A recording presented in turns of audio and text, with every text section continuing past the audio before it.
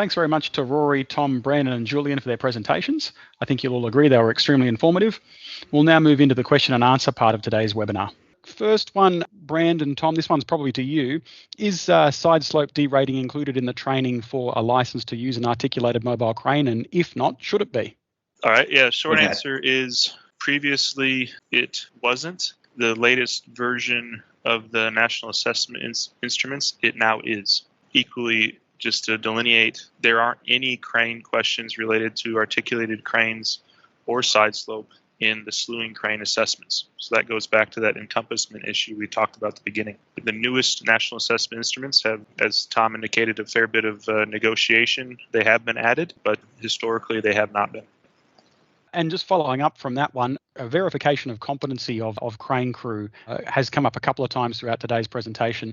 What are your suggestions or tips to head contractors thinking about verifying a crane crew coming on site? Obviously, SICA has a vested interest in CrewSafe being utilized. We've been very fortunate to have support from Multiplex in New South Wales to get that rolled out in their system, but we believe in the same manner that CraneSafe was able to clean up the crane condition and maintenance of machinery around the country for the past 20 years, CrewSafe will be able to identify key areas of verification of competency. Within CrewSafe, the verification of competency is machine type and model specific. So we're asking operators to demonstrate that a Liebherr LTM 1055 they have competency to operate that in comparison to a Liebherr LTM 1060 or a DMAG AC200. So our hope is that the video evidence and the distinct categories for assessment will lead to better assessments and also give you guys confidence that you can review those assessments online for any operator that you might have come to your site. But again, I know I'm sharing a shameless self-promotion for a SICA initiative, which you could easily say I have a conflict of interest by commenting or sharing my opinion. Julian, did you want to add to that at all?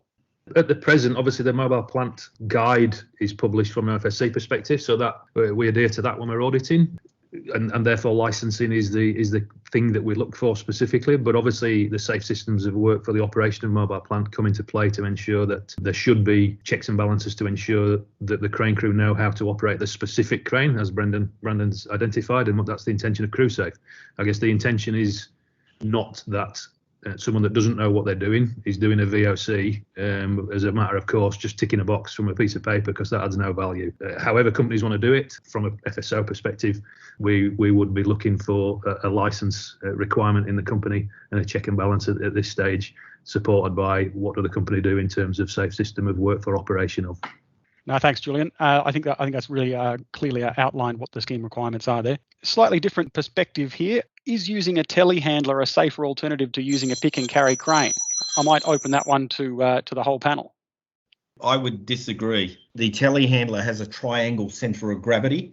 There's a lot more telehandlers fall over than franners, but are not reported. Telehandlers, depending on the actual type and specific part, reading the chart for a telehandler. In my training, sometimes telehandler manufacturers say you can go over 5 degrees. But as soon as you put the lifting device on it, you're actually off chart.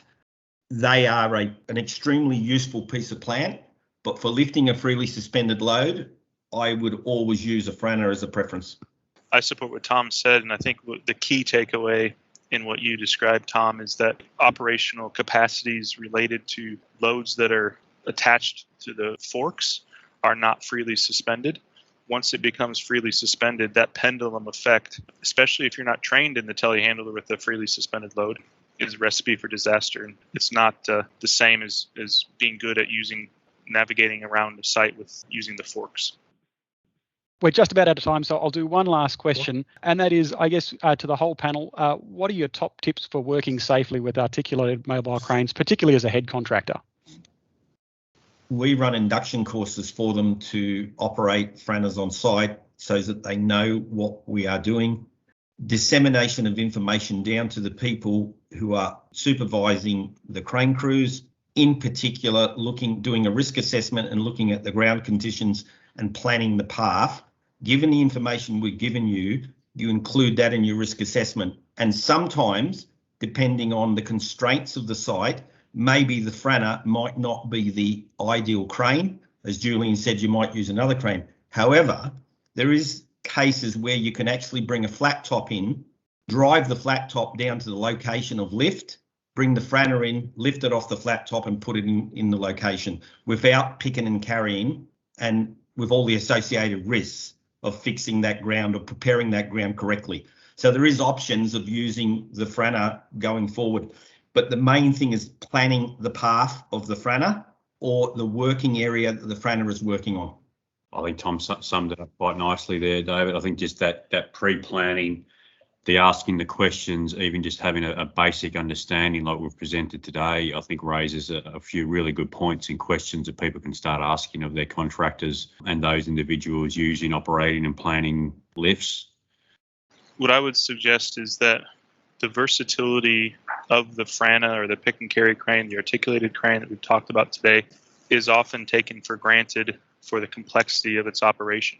It's not an unsafe crane, but when planning and preparation, whether it's ground conditions or articulation, the path of travel that Tom talked about, if those things are forgotten about or overlooked because it's a Franna and it's perceived to just go in and get stuff done, it's a recipe for disaster. And Frannas are often the crane that gets what we would refer to as the one more mate, which is the 4:30 on a Friday afternoon.